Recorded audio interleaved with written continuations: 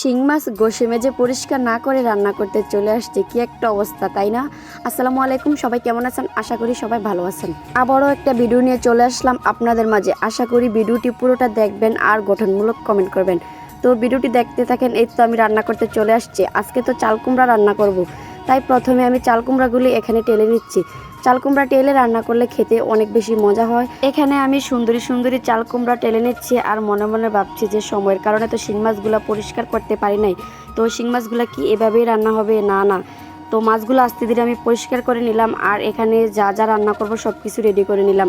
আর বাকি চাল কুমড়াগুলো তুলে আর বাকিগুলো টেলে নিতেছি। চাল কুমড়া যে কোনো মাছ দিয়ে রান্না করা হোক না কেন খেতে কিন্তু অনেক মজা হয়। তো আমি আজকে চাল কুমড়াগুলো শিং মাছ আর পাঙ্গাস মাছ দিয়ে রান্না করব। পাঙ্গাস মাছ দেবো কারণ আমার মেয়ে অনেক পছন্দ, কাটা বেছে খেতে পারে না, তাই পাঙ্গাস মাছ দিয়ে রান্না করতে হবে।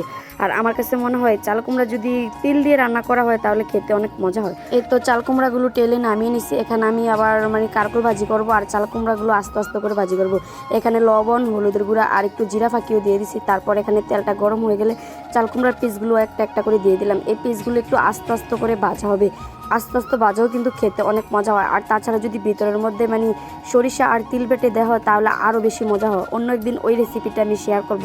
তো আমার চাল কুমড়াগুলো একটু লাল লাল করে ভেজে নামিয়ে নিছি। তারপর এখানে কারকলগুলো আমি ভেজে নেব। এই কারকলগুলো কিন্তু আমার গাছের একদম ফ্রেশ ফ্রেশ টাটকা। কারকল তরকারি রান্না করা থেকে আমার কাছে মনে হয় ভাজি করলে অনেক বেশি মজা হয় খেতে, তাই আমি একটু সবসময় ভাজি করি। তাছাড়া আমার ছেলেও পছন্দ করে।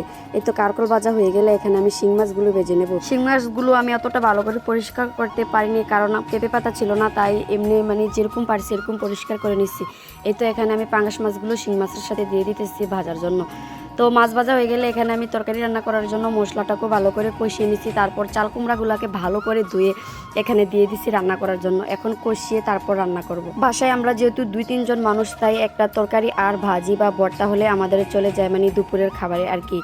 তো এই তো কথা বলতে বলতে এখানে আমার প্রায় তরকারিও কষানো হয়ে গেছে। তারপর এখানে আমি পরিমাণ মতো পানি দিয়ে দিচ্ছি, একটু পানিটা বেশি করে দিচ্ছি কারণ চাল কুমড়াগুলো সিদ্ধ হবে তাই। আর এখানে কয়েকটা কাঁচামরিচও দিয়ে দিচ্ছি। দিয়ে তারপর এখানে যখন চাল কুমড়াগুলো সিদ্ধ হয়েছে তখন আমি মাছগুলো দিয়ে দিচ্ছি।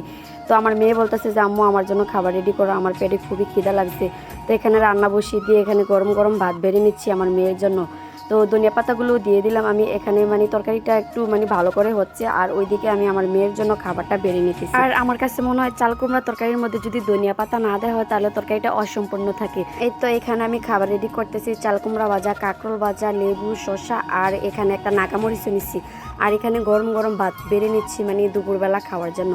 এই তো আলহামদুলিল্লাহ আজকে যা রান্না করছি এখন তাই আমরা পরিবারের সবাই মিলে একসাথে বসে খাবো। পুরো ভিডিওটি দেখার জন্য সবাইকে অনেক অনেক ধন্যবাদ। সবাই ভালো থাকবেন। আসসালামু আলাইকুম।